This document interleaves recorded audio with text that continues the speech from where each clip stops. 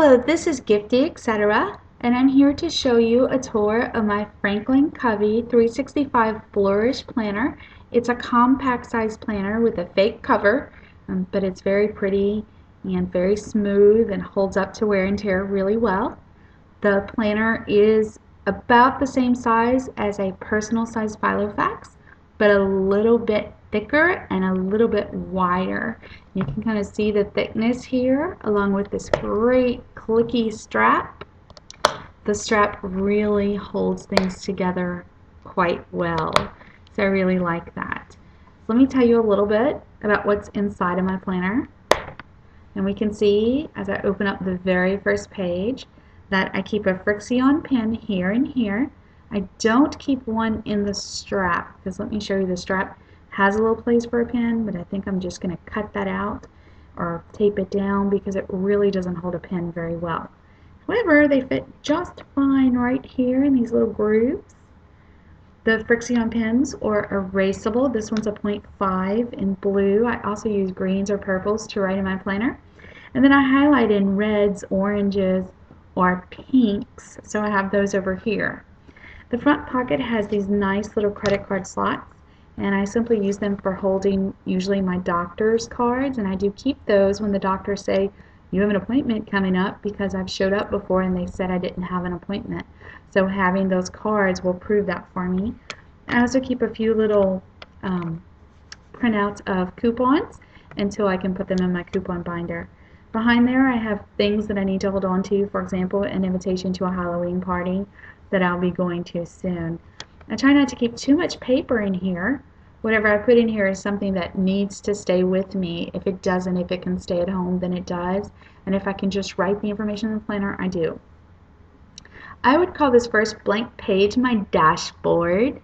And dashboards are so important because they give you a place to just dump information when you're in a rush. And you know that happens all the time. You're making dinner and you realize you need more soy sauce. You write it on the dashboard. You can deal with it later during your daily review of your planner.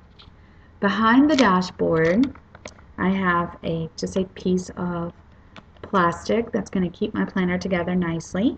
And then I have my projects. This is probably the part of my planner that I'm most proud of because my projects show me the things that are ongoing in my life that I am trying to accomplish. I put an index here, A, B, C, D, E, F, G, H, I, and you can see, for example, that the Home and School Volunteer group is one of my projects, and that starts with an H. So right here I put a little piece of posted flag that says Homeschool Volunteer Association. And I also put in the top corner of every project page a little corner that says Homeschool Volunteer Association as well.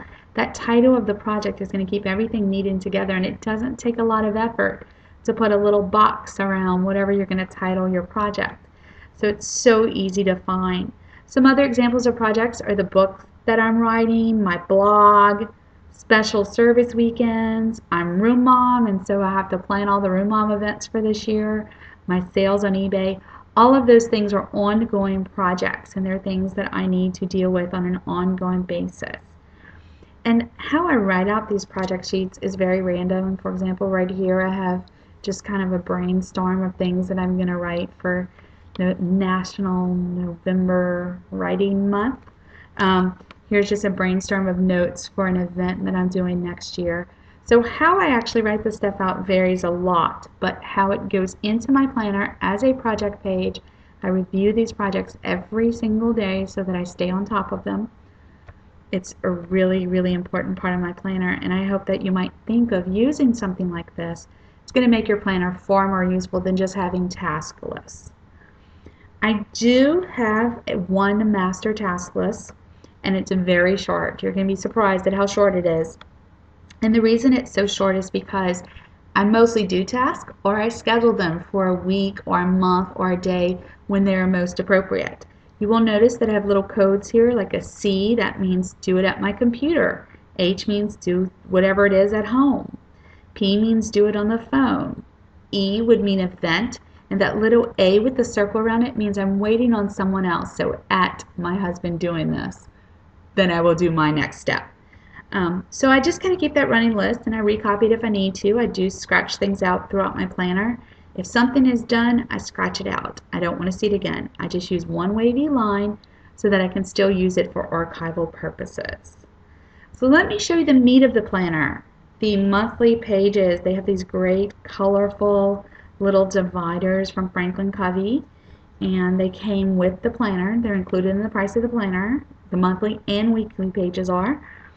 Here are the monthly pages, and you'll see I do scratch out every line and every day. And I'll also show you my weekly pages. Now the difference for me between weekly and monthly pages comes down to what I'm scheduling. If I'm scheduling something with a time, it goes on my monthly pages.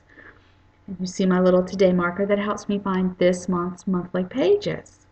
If I am scheduling something to do, something that's not specifically time specific or is such a minor thing like taking my medicine every morning or taking out something from the freezer for dinner, it goes right here in the first column of my weekly pages. The second column of my weekly pages is used for things that must get done today. Like we have to take out the trash on Tuesdays. The last column are things that I aim to get done today. And as those little things pop up in my mind, if I don't have time to do them, I go ahead and put them in this want to do column. And I do the same thing on this side with the must do at a certain time, but not appointments. Those go in my monthlies. The have to do's and the monthly, the daily want to do's. I got this little today marker, and it's so cute. Look, it matches the cover of my planner. I got it in a punctuate planner, and I'm actually giving away the punctuate planner to my niece. But here's the great little today marker that I got from it. I do take little notes for myself up here in this top area, like I'm on certain meds this week, and I took notes about that. And here at the bottom is my weekly task list. And again, I have those little, C for computer, A for anywhere, H for home. What am I going to do? Where am I going to do it? Those context clues help me if I'm going to do errands to pick all the E's and go do them all at once. So that's a little trick that really works. I circle things that are going to be repeated. So I'm going to check my kids' ed line at school, and then I'm going to circle it, and when I scratch it out, I will recopy it to next week because every week I do ed line at school. So that's really important. At the end of each month, I have a monthly task list, things like get my flu shot, which I have done, so I have to scratch out and put on my future planning pages for next October. I have a chores list that I try to get through during the month, and I don't have Tuesday on this chores list because I shop on Tuesdays, but otherwise it's just inside of a business card holder, and I can check it off and erase as I get it done. My Frixion markers and my Frixion pens will just erase just fine. I keep any important receipts that I've not yet filed at home but I have written in my budget right here in just an envelope. It's just a colored envelope that I hole punched. You can see the little hole punches. And I keep track of my discretionary spending, not our things like our mortgage, those things are set, but our discretionary spending, and just a little check register type eraser deal where I take away money as I spend it, and I try never to get to zero before the end of the month. Any extra money is the money that we have to put towards debt. I only keep a few months, so you see November, December, January, February, March in my planner. And at the end of those months, I have future planning, everything from April, which is the next month after March, 2014, on, and I simply write things that are coming up in this page for the future. Note that birthdays have a box around them. That means once they're completed, they get added to next year. My notes portion is set up exactly like my projects. And you'll see the little index right here. And so, for example, under W, I have weekly review. And if you turn to that page, you will see that I'll put weekly review up here so that it's easy to find. I put a list of what I do for my weekly review just so that I remember, but it's not something that I really have to think about. And I have a little tab so that it's easy to find. Some other great ideas for things to go in your files. Locations of items in your house, like the turkey pan for Thanksgiving. Old packing lists, old birthday planning pages. Those are going to help you the next time you pack or the next time you plan a birthday party. Exercises for when you have some free time. A list of your medications for your doctor. All of those things. Book ideas for books that I'm not currently writing. Those things all go in that part of my planner. And finally, there's just this last little bit. I stowed this and this great zipper case from a punctuate planner from Barnes & Noble. And I only keep the necessities with me, so I've got a couple Post-it notes, my little flags and my little page markers, my camera card, and my zip drive. Finally, I keep some bigger, usually prettier than this, but right now I just have to use out these yellow sticky notes that I had. And these are for writing notes to my husband or the children, teachers, or whatever. You'll see I'm ending with my highlighter marker. I really use that for things that I really, really want to pay attention to. So that's my planner. That's how I use it. I hope you enjoyed.